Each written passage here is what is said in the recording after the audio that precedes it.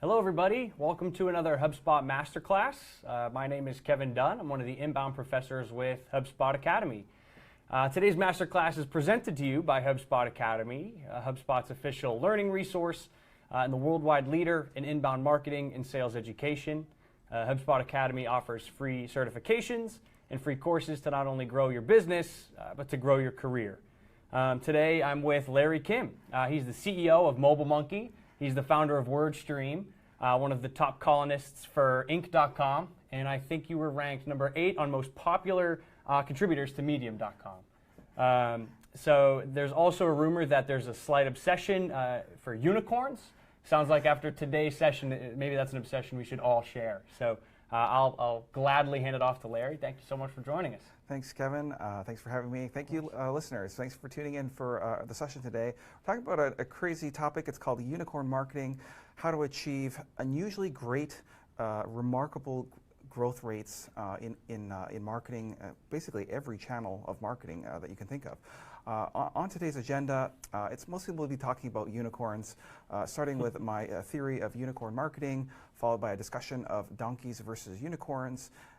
Next, we'll talk a little bit about the latest technologies in unicorn and donkey detection, followed by introducing some new concepts around the unicorn alert and making unicorn babies. And just in case you thought maybe you went into the wrong live stream, no, trust me, this is the correct live stream. We will be talking about some marketing content there, and specifically some tips and tricks and hacks for getting unusually great results. Guys, all the slides today are available for download at bit.ly/unicorn-marketing, and there's over 150 slides today, so definitely try to download those slides if you can. Before getting all the hacks and tips and tricks, I wanted to introduce myself briefly.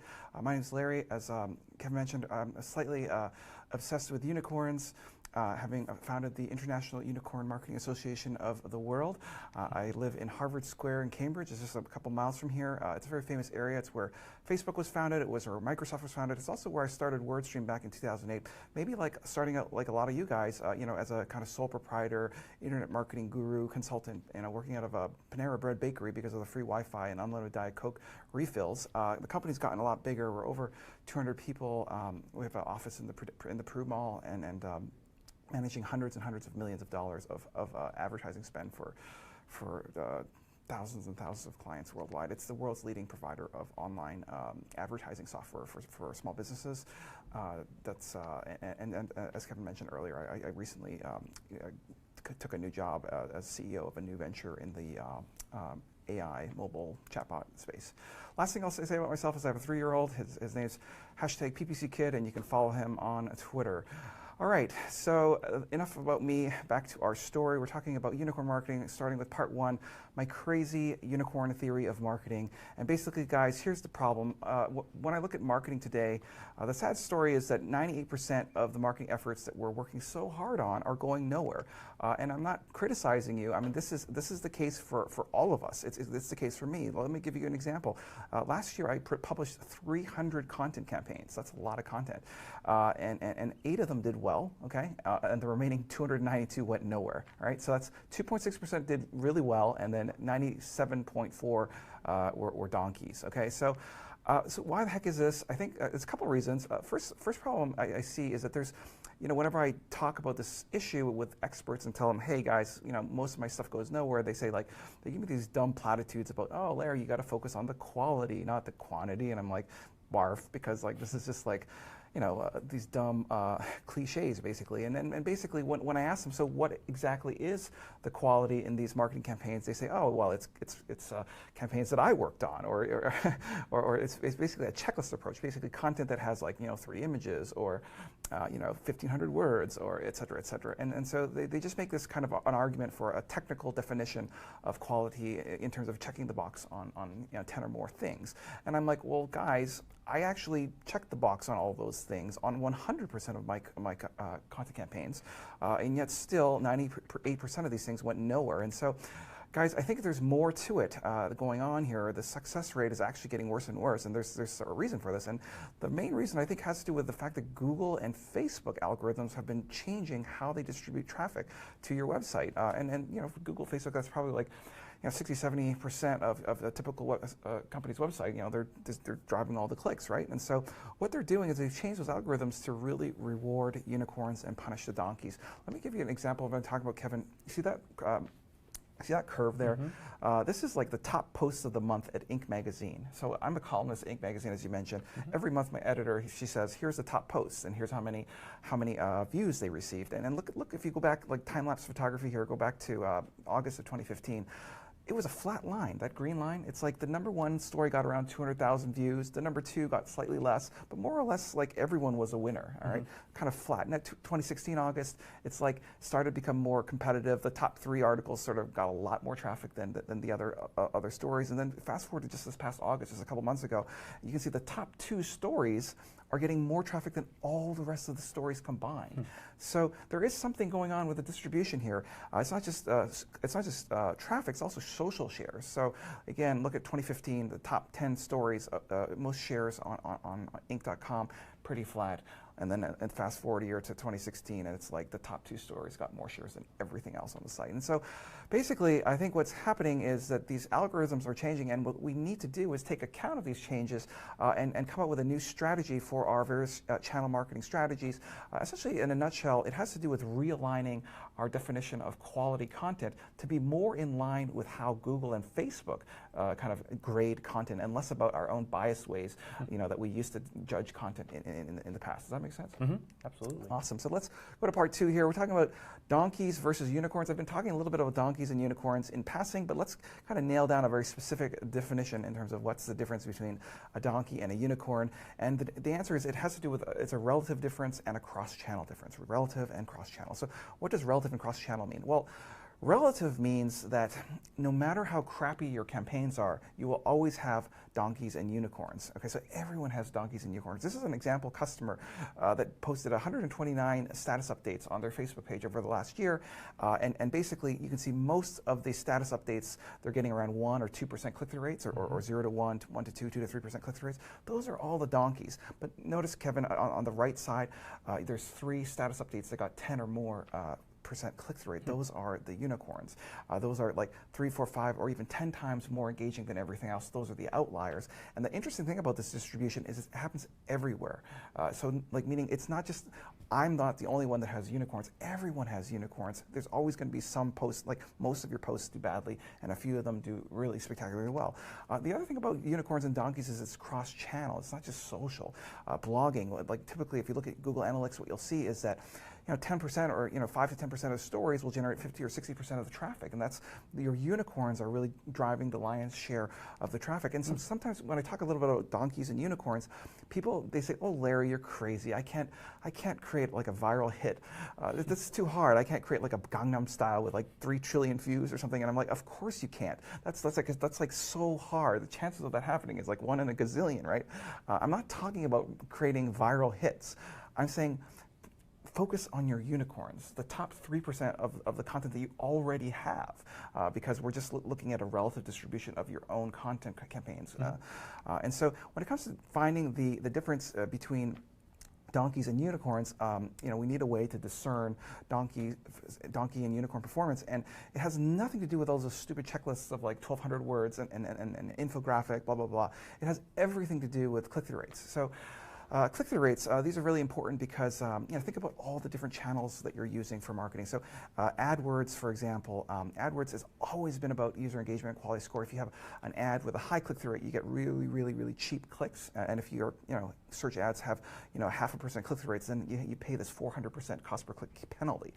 It's the same thing with Twitter and Facebook ads. So if you have a promoted post that's garbage, like that's a 1% click-through rate, then you'll be paying $3, $4, $5 for those clicks. But if instead you could raise the click-through rate of the thing that you're promoting to 7% or 20 or 30 or 60%, then your cost per click would fall, from $3 to 8 cents to 3 cents to 2 cents to even 1/2 of a penny. Okay, so there's a lot of leverage here in the paid channels, but it's not just about paid; it's also about organic. So think about organic search. It used to be if you wanted to rank for stuff, it was all about just getting the keywords on the page and having a lot of crap ton of links to your site. Now it's not like that anymore. So like here's an experiment. Again, it's like time-lapse photography. I was taking photos, like snapshots of data of sort of 1,000 search listings for a site, and kind of taking photos like May, June, July, September, and just noticing how Google was reordering those search results. And what was happening is the stuff that was getting unusually high click-through rates was being reordered to show up in higher organic spots. And of course, because it's zero-sum gain, those gains have to come at the expense of someone else. And basically, the donkey stuff, the stuff with below average click-through rate, is sinking to the bottom. And so, hopefully I've convinced you it's not just about Facebook, it's also Google. So what about organic Facebook, like organic social? And the algorithm is the same algorithm that they're using on the organic side for Facebook newsfeed. It's basically whenever Facebook shows you something in the newsfeed, they're actually auditioning that piece of content to see if this is something that you're interested in. If you engage with it, you're more likely to see that kind of stuff in the future. Not only that, people like you are going to be more likely to see stuff like this in the near future. If people don't engage, well, then you become increasingly less likely to see this kind of stuff in the future, and it becomes a death spiral. And so, like I was saying, it's cross-channel. It has to do with all of the marketing channels you're doing, even email marketing. Obviously, click-through rate, the more people open your emails, we can agree that that's probably a better idea if we can have 2 or 3 times more people opening the email than deleting it. But it's not just about that. It's also about these new email spam algorithms that are trained using machine learning. And so, like Gmail has the promotion tab. I call it like an email dungeon, basically. Outlook has clutter. You see what I'm saying? So it's like these algorithms are all triggered by click-through rates. Like, how I know this? It's because even my internal company emails, like the ones like the engineering updates or the bug reports that I don't open all the time, they end up in the promotions in the clutter box. These are legit things that I signed up for. I'm just not engaging with them. And so, Kevin, what's so exciting about this strategy is it's not just about driving more clicks to your site through email and social and paid and SEO. It's also about raising your conversion rates. So, obviously, who cares if you're getting all these clicks to your site if they're not converting? And basically, I've done a lot of studies on this, and basically what I find is that the higher the click-through rate of the thing that's leading them traffic to your site, whether it be paid organic search, et cetera, the higher the click-through rate, the higher the conversion rate. And so why the heck is this? Well, it's because if you can get people excited about clicking on something to your site, that excitement tends to carry through to a purchase or a sale. You see what I'm saying? Or a lead sign up. And just giving you a quick example of this, that was an e-commerce company with thousands of different products. What we find is that the different products have different click-through rates. Like picnic pants is the worst possible invention in the world. It's totally unsanitary. You're eating off your own crotch. I don't know why you would ever buy this. This is an example of a product with a very, very low click-through rate and a corresponding low conversion rate. Conversely, think about drones. Like, this is amazing. Like, this has 3-4 times higher click-through rates and 3-4-5 times higher conversion rates, and this is because it's more exciting product. And so my bottom line here, Kevin, it's just basically what I'm saying here. It has to do with these unicorns. In terms of the difference between the two, it's cross-channel. The thing that they have in common is unusually high click-through rates, engagement rates. And so, in summary, let's just agree here that all of the channels that we're using, like paid and organic search and social, and even CRO, these all to some degree are using like machine learning algorithms that reward high engagement campaigns with substantially more visibility in the newsfeed or in the search results or in the ad, sponsored ad or whatever. Like more visibility at far less cost in the case of paid. And so if there's one sort of Moneyball metric that you should be focusing on in terms of unicorn marketing, it's basically the click-through rates of your campaigns. And any questions so far? No, that's great. Deal on the official decree. All right, it's settled. All right, guys, so now with that out of the way, let's talk about the latest advances in unicorn and donkey detection.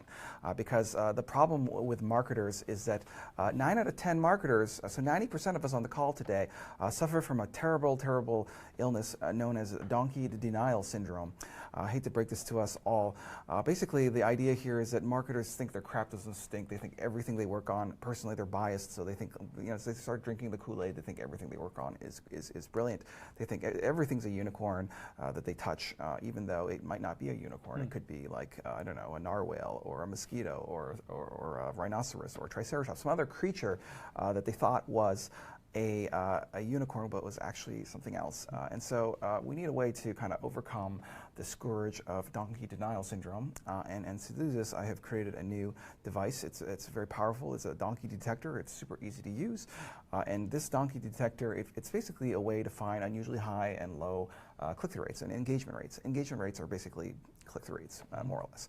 And so it's basically a unicorn, kind of a pyramid scheme. So what we're going to do here to make this donkey detector work, we're just going to produce and addition a lot of different campaigns. So like a lot of different Twitter tweets, a lot of different status updates on LinkedIn, a lot of different ads, a lot of different blog posts. We're going to produce a lot of different campaigns, and then we're going to measure the engagement rates for these different campaigns within each channel. Okay, so you have to compare emails to other emails. You can't compare an email to like a Facebook ad or something. Okay? Next step, step 3, we are going to kill the donkeys. Okay, so this is the biggest mistake, biggest blunder that marketers do. They fall in love with their crap. They blast it out to 10,000 people, and it has a 0.5% open rate. And the marketer thinks, you know what we need? We need to send this out to 10,000 more people. and I'm like, what? Like, if it didn't do well in the first 10,000 people, it's not going to do any better in the next 10,000 people. So you got to really kill off these donkey campaigns. Like, oops, like we thought this was good, but it's a waste of time because you're just wasting your time and effort. It's not going to do much better. It's just one of those things that's going nowhere. Next, what you do is you keep auditioning things, and when you do find kind of the outliers, the ones that are doing like 5 to 10 times better than usual, you need to identify these unicorns and sound the unicorn alert. Any questions so far? What does the unicorn alert sound like? It's basically this light that you install on the roof of your building and shine it like into the Batman, like the Batman column. Well, we like to think they copied us. Yeah, got it. Basically, the donkey detector, it's all about these engagement rates. Remember, Kevin, what's the difference between a high engagement unicorn and a low engagement donkey? The difference is it's cross-channel and relative. So take, for example, here, this is a bunch of emails that I sent out. Some of them have like 40 to 6% open rates, and some of them have 10% open rates. The donkeys are the ones that are like kind of at the bottom, going nowhere, and the unicorns are the ones that are getting 3, 4, 5 times higher open rates or click-through rates.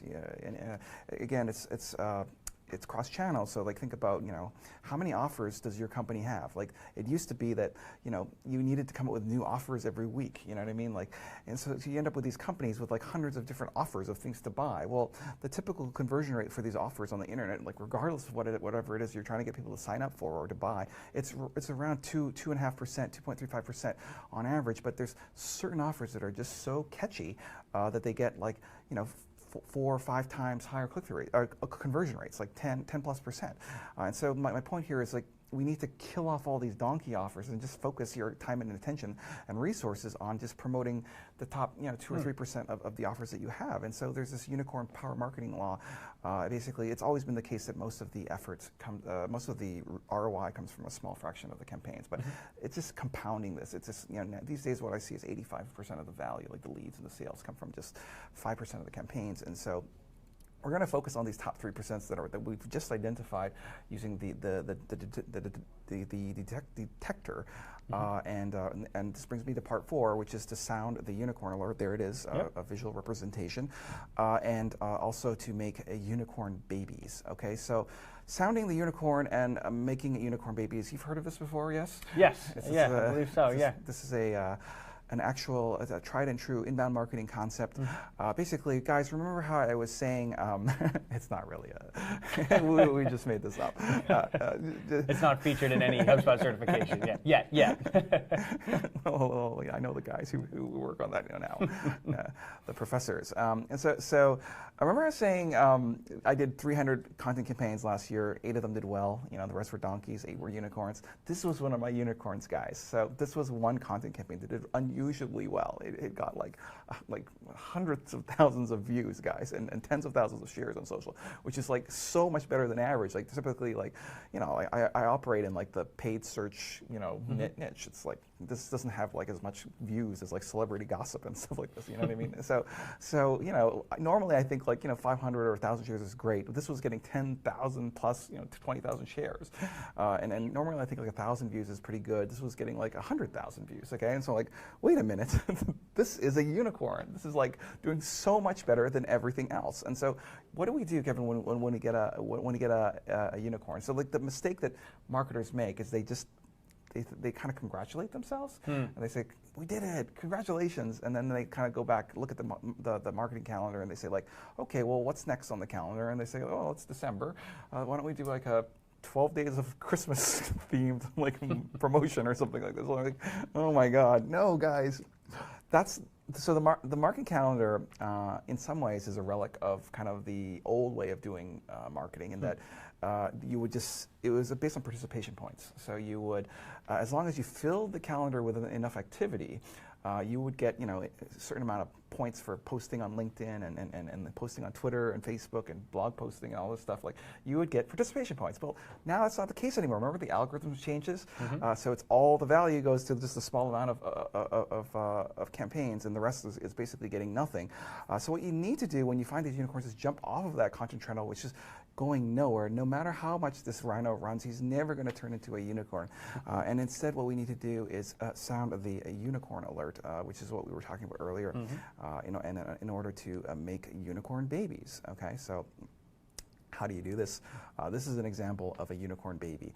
So this blog topic was doing so well on my blog, so I just wrote it up as a contributed article, like a guest post on Search Engine Journal, right? So this unicorn baby was on an identical topic. I just kind of reformatted it, like made it into a listicle or something. Yeah, repurposed the content. Yep. All right. So this was the #1 story for Search Engine Journal for the month of May last year. It had 2,300 shares. Their typical story only gets like 200 or 300 shares, so this is like 10 times better. It got 12,500 reviews, which is around 24 times better than their average article. So like, I knew this was going to do well. Why? Because it's just a clone of an existing campaign that has more than proven itself to be worthy. You see what I'm saying? Yep. Another example of a unicorn baby has to do with kind of just staying on the same topic, where you kind of further explore the topic in greater depth. So it was 5 things you need to know about these new features in AdWords. Why not just create a follow-up story, one for each of the 5 features? CNN does this all the time, where like a plane crashes and they'll just stop reporting on anything else, and they'll just bring in psychics and like radar operators and dig deeper into that topic. Exactly. So why? Because they know this story is hot, right? And so we dug in. We just started creating kind of follow-up stories. One of the interesting things about this, Kevin, is that you actually don't have to have quote-unquote quality to begin with. Okay, you can always backfill the quality by further exploring the topic in further detail as you go. All that's needed to start this fire is minimum viable content. It's just like it was just a listicle of, I was just listing out 5 things. You see what I'm saying? Sure, yeah. It didn't go into great depth about what these things do and why they're great. It was just a listicle. So you can basically, that's the biggest argument against going all in on quality or conventional notions of quality, is that I just put this together in like 20 minutes, and I kind of backfilled it later. And as you can see, it generated hundreds of thousands of views per post, which is a lot for this niche. It might not be a lot for your niche, but trust me, this is high for like a dorky PPC content. Another form of unicorn baby has to do with video and infographification of unicorns. So generally, what I love about videos and infographics is that they do so well when they do well. You know what I mean? Sure. But what I hate about infographics and videos is sometimes, often you spend a lot of time and effort building these assets, and they just go nowhere. This is kind of a bummer.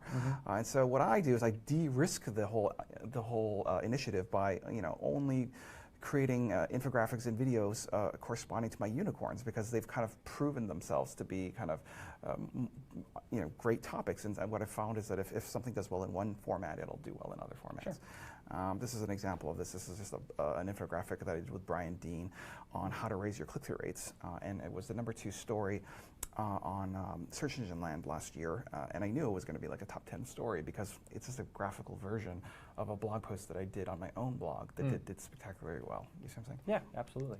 Same thing with conference webinars and presentations. When we got this unicorn, we didn't just give ourselves high fives and go home. I said, team, don't go. We're doing a webinar tomorrow to get some registrations so that we can drive some leads.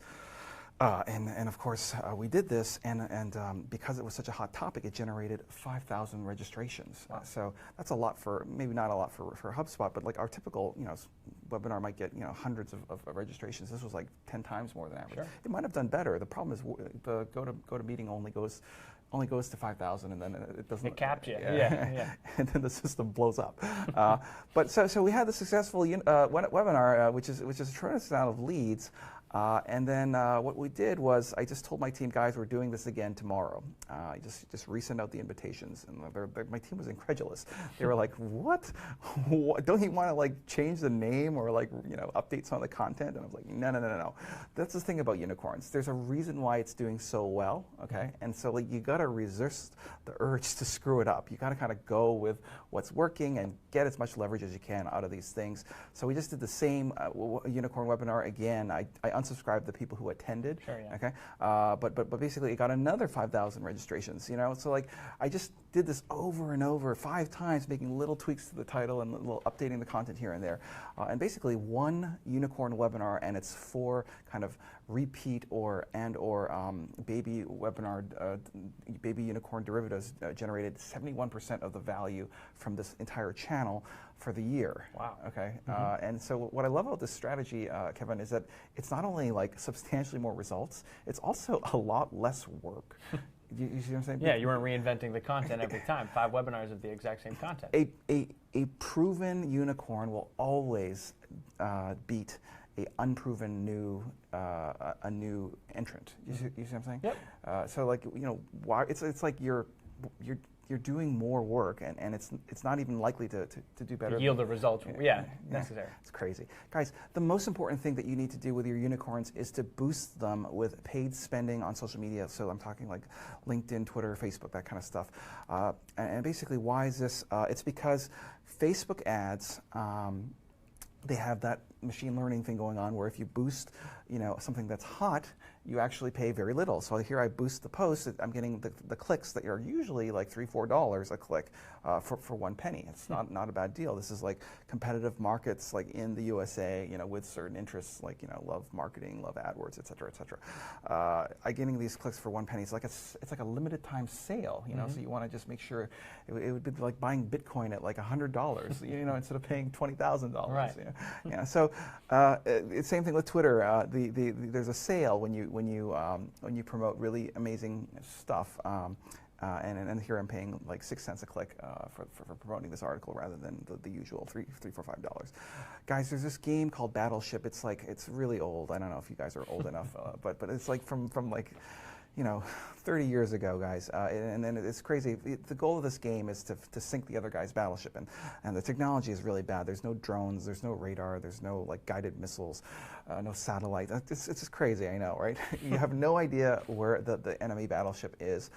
You have to kind of lob these shots over to the other side and listen for an impact. And once you get an impact, well, then that there's a battleship nearby, and so then you train all of your firepower, all of your resources in that vicinity in order to sink that battleship that is in that vicinity. That's basically a metaphor for what we're talking about here, unicorn marketing. You got to spread the shots around, be open to trying out different crazy ideas that you haven't thought before. You don't want to keep shooting at the same location, that's like where you keep writing the same campaign 100 times, you know what I mean? It didn't do it, guys, it didn't do work. You didn't get a hit last time, it's not going to work this time, okay? So just, you got to spread them around.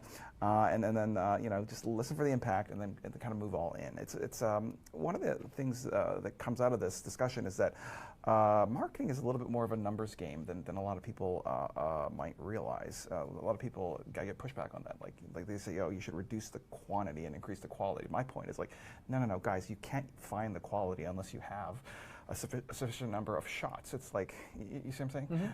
You kind of, I'm always surprised at what works, okay? And I'm always kind of demoralized a little bit by the thing that I knew was going to work that didn't work. You know what I mean? It doesn't always align your favorite piece as to what ended up performing the highest. Ultimately, the arbiter is the consumers of this content. And, you know, it was the click-through rate 20, 30%, or was it like 1 or 2%? You know, and the numbers don't lie. Especially if you got like, you know, a couple hundred followers, that's a pretty good sample size. Yeah. All right, guys, so we're almost done for today. Just a quick time check. How are we doing here? Yeah, we got 20 minutes till the top of the hour, I believe. Awesome. So I just wanted to wrap things up with a discussion on some of my favorite crazy content promotion hacks, because I know, you know, inbound marketers is all about, you know, getting more visibility for the contents that you create. And I wanted to share with you a couple of crazy ideas that I've been running in order to get more value from your Facebook ad campaigns. It's number 7, starting with the Russian ad targeting method. So a spectacular way of you know, doing Facebook advertising to great effect is to kind of look at what the Russians did and learn from this. And basically, the other day, this was just like 3-4 weeks ago, there was also, you know, there was this like testimonials in Congress like about how Russians use Facebook ads, and I wanted to try this out myself. And so basically I just created a fake website, like a WordPress site. I called it Citizens News Networks. It's not even a real site. I use a backwards CNN logo. Yep. This is a completely fake article, guys. I don't mean to be political here. This is a fake article. And then I just promoted the thing on Facebook, you know, using like $50 in battleground states to like people who might be interested in this content.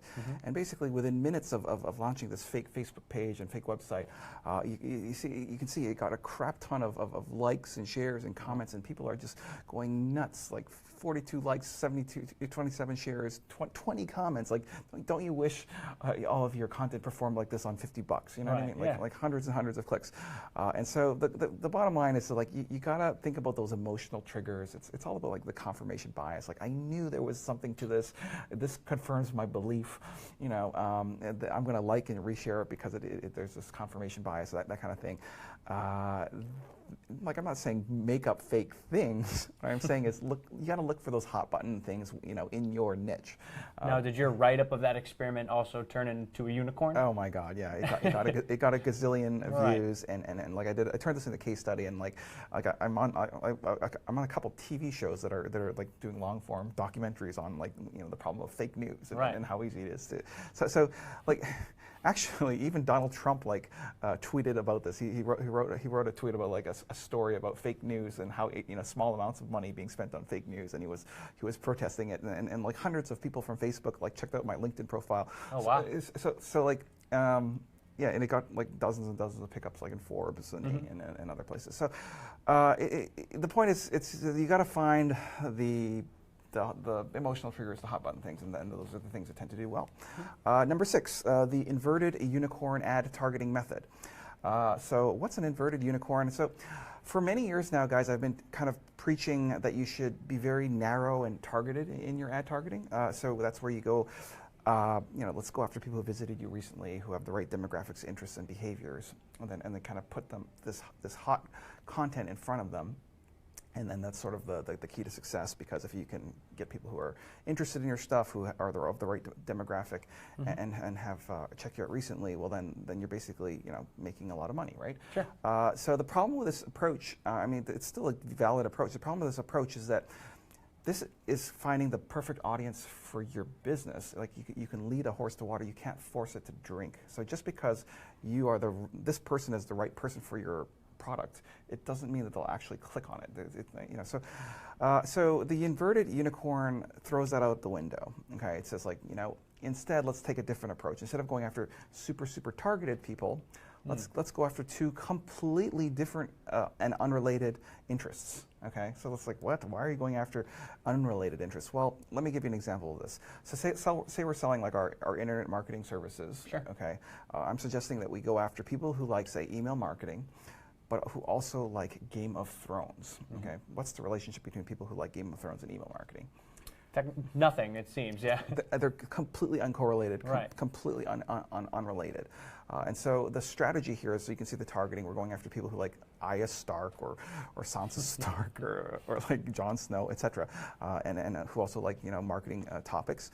The reason why we're doing this is so that we can create ad experiences that appeal not to just one interest, but actually two or more of the browser's interests, so making it twice as compelling for the person to want to click on this. Now, these are some jokes, the mother of all email marketing solutions. The funny thing about this joke is if you have no clue what that joke is about, the beauty of this thing is you would have never seen this ad in the first place. You see what I'm saying? Right. The only people who are going to see this ad are the super fans of Game of Thrones, right, who are marketers, you know. And so what we find with this strategy of going after uncorrelated interests, but and modifying the creative, is it actually yields remarkably high click-through rates and low cost per clicks and low CPMs, because you're going after you know, these uncorrelated interests. So like HubSpot, for example, did an inbound conference that's very, very successful, you know, with Michelle Obama keynoting. So rather than going after people who like marketing and this and all this, you could just go after people who like marketing and who like Michelle Obama. Sure. You see what I'm saying? Yeah. Those are uncorrelated. And then in the ad, you would prominently feature Michelle Obama in the ad. You see what I'm saying? Yeah, it makes a lot of sense. So what's interesting about this is that in marketing, it's all correlated. So like when you do a blog post, it's like, it's going to be the same type of people who visited your last blog post, you know what I mean? Or if you do television advertising, there's a certain demographic associated with a certain program. It doesn't really change. So never in the history of mankind has there ever been a way to like really go after such uncorrelated, unrelated interests and come up with really clever ads. You see what I'm saying? Number 5 has to do with unicorn projection. So there's a crazy hack having to do with how to get your best-selling book onto the New York Times bestseller list. This is a really dumb hack. You just buy it, like 5,000 of your own books. You just buy them right. on Amazon, order 5,000 of them, and take the delivery like all at once. Okay. It's not a matter of who bought it; it's just the volume of sales. Exactly. It's a stupid algorithm. So just doing that will make you debut on the bestseller list, and then all the people who look at this bestseller list will say like, oh, what's this new thing? I should buy this to check it out. You can claim in your marketing material that you're a New York Times bestseller list. So it becomes like self-sustaining. Yeah, for sure. And so like all of the different sites like Dig, Hacker News, Medium, these are all basically the digital equivalent of the New York Times bestseller list. They employ the same stupid algorithm. I'll just give you a stupid example. A Medium is like a long-form blog post social network. And basically, this is an article that I wrote about a year ago. It got 10,000 likes, over 1 million views. It was so popular, Arianna Huffington shared the damn thing. It was syndicated on Time Magazine. It's generating, millions, 500,000 views per month, and it's kind of catapulted me to the number 8 spot on Medium, like number 8 most popular author, just behind like Hillary Clinton and Gary Vaynerchuk and these really popular people. And it's not because I'm like such a great writer. It's actually because I'm a clever marketer with a good promotion strategy. And basically all I did was I just downloaded a list or scraped a list of active Medium users, right? Because you need people to heart your article to get more distribution. So I just created a custom audience of Twitter users corresponding to active Medium users, spent $50 to get this thing in front of them. They then hearted the thing, which was the equivalent of me buying like $1,000 of my own books. So, Reddit, like the chances of getting something on Reddit to the front page or of one of the popular subreddits is like 1 in a gazillion, right? But I can actually get like dozens of these things, in my career on the homepage of these things. And all I do is I just find the users of Reddit and then target an audience that is interested in the topic of the article plus our Reddit users. Because those are the ones that have the possibility of voting. Sure. Any questions on that one? No, that makes sense. Number 4, the Larry's donkey removal ad targeting hacks. So this just says like, when you're creating the targeting for your Facebook ads, it's not enough to just target the people who will like the stories, but you have to exclude the people who are going to hate this. So this is an article on LinkedIn Pulse, another one of these kind of top lists, because it's basically like an algorithm. Working moms raise more successful sons or daughters, according to some Harvard study. Who's going to like this the working moms, obviously, they want to justify their life choices. Who's going to hate this? The stay-at-home moms who make just the same amount of sacrifice, when work, every month is hard. So you just reflect that in your ad targeting to exclude the people who are going to hate this.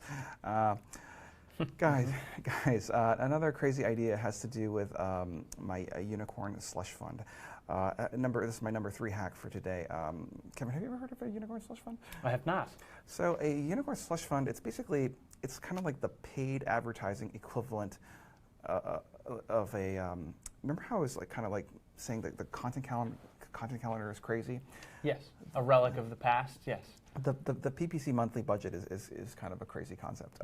What I mean by this is, as we've now discovered, there's huge differential performance amongst your campaigns. Most of them go nowhere, and a few of them do really, really well. And so, if I give you $1,000 to spend on content promotion on Facebook, are you really going to say well, I have 10 articles this month, let's evenly divide the budget, $100 per post, and put $100 behind each one? That's crazy, because 98% of these are going to go nowhere. And so that's the problem with these use it or lose it pay-per-click monthly budgets, is that it's like a poker strategy where you have to kind of go all in on every hand. It's what? I have 2.9. Okay, offsuit, all in. What? This makes no sense, guys. But this is what all the companies are doing. So basically, the unicorn slush fund just says let's add rollover to the monthly budgets. Sure. And let's just wait for it. Just keep doing your marketing activity, and when you have something that's doing fantastically well, that's when you move all in, because we're trying to maximize the return on investment. Yeah. Any questions on that one? Oh, that makes a lot of sense. My fake unicorn hack has to do with making people think you're a unicorn even though you're a donkey. That's kind of, you got to fake it till you make it. And so these top articles on Business Insider, the top trending articles, the reason why you have to get on these lists is twofold, because people see them, but also the social media managers of Business Insider look at these numbers and they more aggressively promote the ones that are doing better. You see what I'm saying? Oh, okay, sure.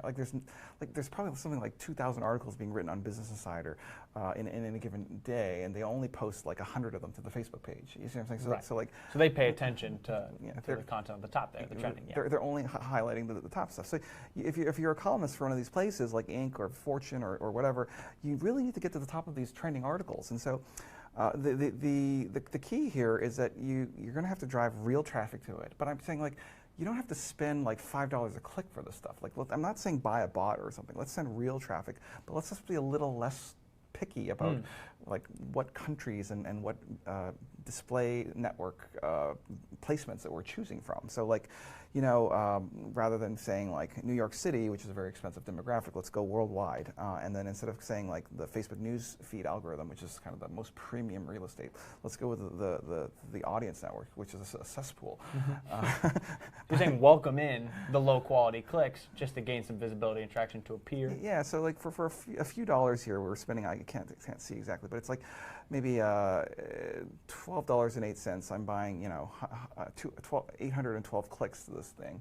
That's from unusual places I haven't visited, but those are real people, different IP addresses, and that'll catapult you to the top so that you can get the attention that you deserve. Another crazy hack that I have to do has to do so.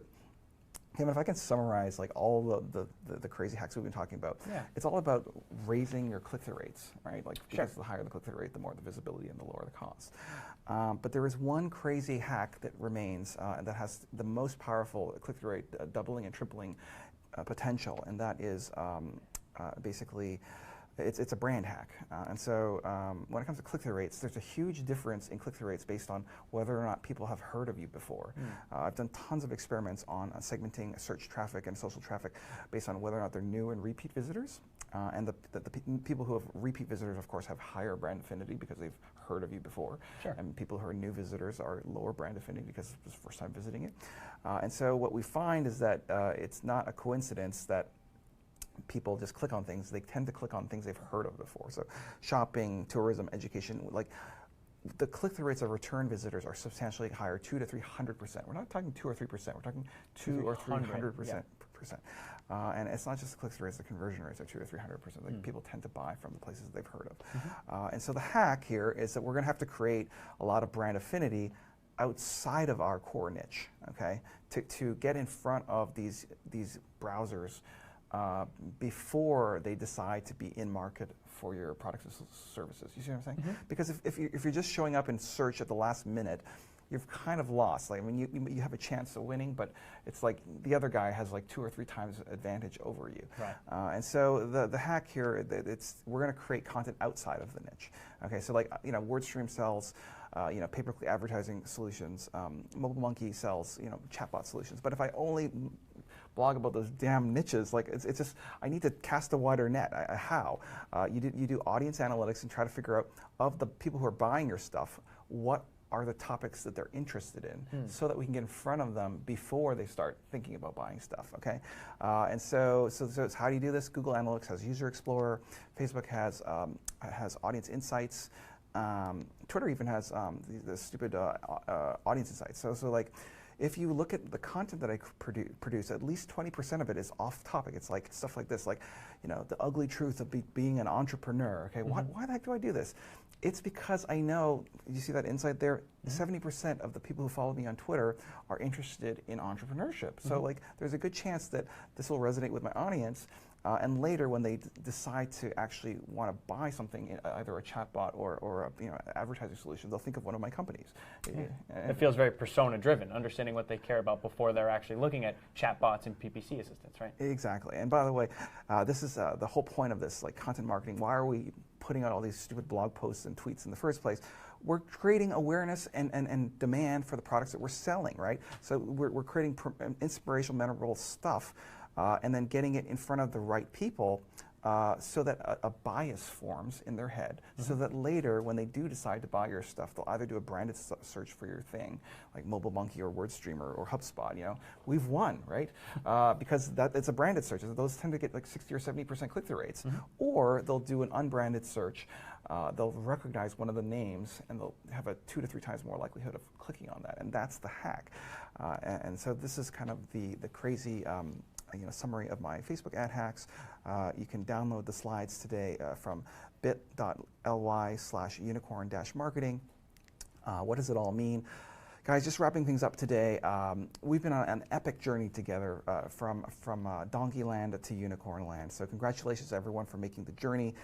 Basically, there were 5 really key milestones along the way. Step 5, it was optimizing for engagement. Why? Because all the channels that we're engaging in, email, search, display, Facebook, they all, organic and paid, they all employ machine learning algorithms that greatly reward high click-through rates with high visibility in the platform. The idea was it's a bit of a numbers game. You have to addition a lot of content ideas and be open to trying out different ideas other than just the same stupid idea over and over again. You need to kind of find those unicorns, the ones like, and everyone has them. I'm not talking about Gangnam Style here. I'm talking about your top 3%, which you have, and we need to find and focus on promoting those and doing more of that kind of stuff. You have to kill the donkeys. Like all of those campaigns that are going nowhere, they're not going to change. They're going nowhere. No amount of don't put lipstick on this donkey. Just slaughter them. Just stop wasting your time on them. Instead, you sound the unicorn alert. Go all in on your best stuff. And this is how we're going to make our numbers in 2018 and beyond. Guys, one of the most interesting thing about the unicorn theory of marketing is that there's this really powerful flywheel effect, because the first time you execute successfully a unicorn alert with the unicorn babies, what you will do is you will actually generate a crap ton of exposure for you and your brand. So you'll actually create a tremendous amount of brand affinity. You see what I'm saying? And so what that does is the next time you go through this process of kind of finding and promoting a different unicorn, you're way ahead of last time, because remember, the biggest kind of factor that impacted click-through rates was brand affinity, and now you've got all the other people who heard of you from the last campaign. Builds upon itself. Exactly. So you get bigger and bigger and better and better unicorn alerts the more and more you go. So guys, we have a few seconds here for questions. So like, what time is it? Yeah. So I think we still got a few more minutes. I know there have been a couple questions on social, so maybe Larry, we'll spend the last couple minutes or so and let me see what sort of questions we got from the audience. Awesome, Kevin. So let's see. Here's one here. So hi, Larry. You've obviously done a ton of work over the years to test and learn what you're sharing today. I think that, obviously. Now, how much of your success today do you think comes from the strategies or your bulletproof personal brand? So do you think an unknown person using these strategies will find similar success? Wow. So, guys, this is absolutely is repeatable. Like the distribution of crap content versus really remarkable content. I see this in every customer that I focus on. I mean, this is all about kind of changing the strategy. Like really, like monthly social paid budgets. Like that's ridiculous. Like really a content calendar where we're just gonna like ignore the fact that this thing did like 200 times better than the last one, and we're just going to jump on to the next piece. Like, guys, this is absolutely has very little to do with my own. Basically, what I'm saying is the unicorn concept is relative. So I may be able to extract more value out of this strategy as a result of my personal brand, but the distribution curve is the same for me as it is for you. Like only 8 pieces out of 300 did fantastically well for me last year. So that hasn't changed. It's just the difference is that it's like in poker when you have a full house or something. You're not just going to go after the blinds. You're going to play that hand in such a way to kind of snooker people into like betting as much as you can, so that you can maximize the winnings for that rare hand that you managed to have. Now, I would say maybe that goes back to the relative piece, right? Like your unicorns are probably going to be higher engagement rates than mine, but still my unicorns are going to be relative to my average post, right? Yeah, so is that how kind of an unknown would be able to approach it the same way? Absolutely. So this is, I mean, if you're trying to get 3, 4, 5 times more out of your internet marketing, efforts for the same amount of work, like this is the strategy that you should be playing. And then this is, maybe our starting points might be different. Like HubSpot has a bigger brand than I personally do, so the starting points are going to be different, but the results are the same. Now, another question, we've talked about content calendars a little bit, and we're trying to put them to rest. So how do you balance, like, okay, this is all the content I want to audition, but then once a unicorn is identified, pivoting into unicorn babies in promote mode. So how do you kind of balance those two? Like, well, we have to audition, but here's when we haul. So first of all, you still need a content calendar. Don't get me wrong. You still need to come up with a list of ideas to try. Okay. All I'm saying is let's build some flexibility into this damn calendar so that we're not a slave to the calendar. That campaign does not have to get out December 15th. Yeah.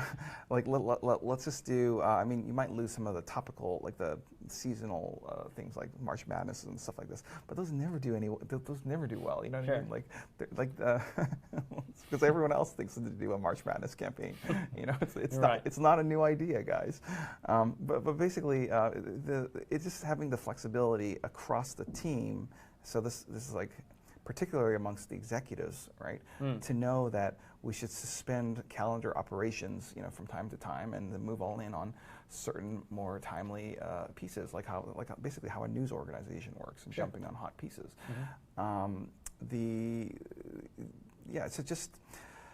It's not about participation points. It's about results. And if results are what we care about, then this is the strategy for you. It's a little bit more dynamic calendaring. Sure. So you need a calendar of content to audition, but you need flexibility and buy-in to move all in once a unicorn identifies itself. You got it. Here's another interesting question. I believe this is from Sam, but I think this goes to what? Is this the inverse unicorn? But are there any copyright issues when using memes or like Game of Thrones references in ad creative and blog posts? So.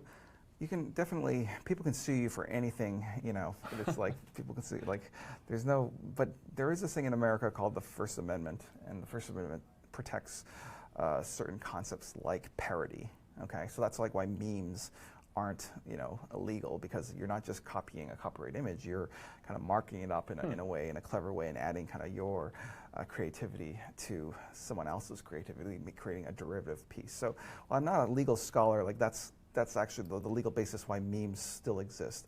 And so, it follows, in theory that what we're doing is we're creating some kind of derivative piece, just, check with your lawyers. Well, you said mother of all email marketing tools, not game, like you didn't use any sort of, you didn't mention Game of Thrones specifically. Yeah, we didn't even use their font. Right. We didn't use their characters. Just enough imagery to instill the recall. Yeah, exactly. Yeah, you got it.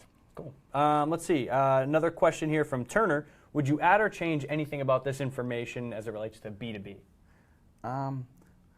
You know, I would say like 80% of my work is actually B2B. So I think this is a B2B strategy fundamentally. Like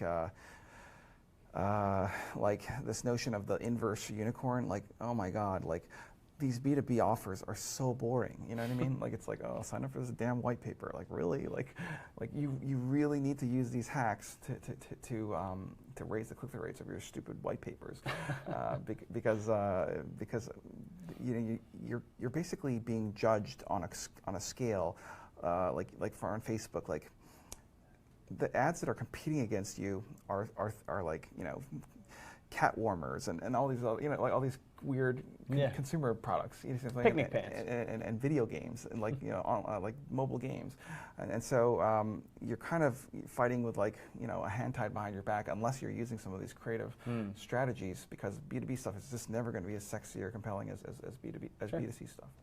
So we're showing you, I mean, this is the same, like you can approach it the same way, B2C or B2B. Absolutely.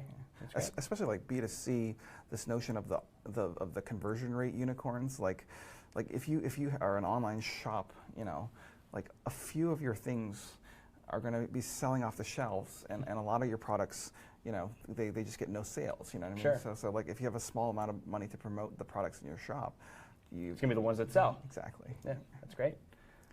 Looks like that might be it for questions. Oh, maybe one more. All right. In the example of working moms, would it help to include people who will hate the content, like stay-at-home moms, because it's pressing buttons so you will get more engagement? Well,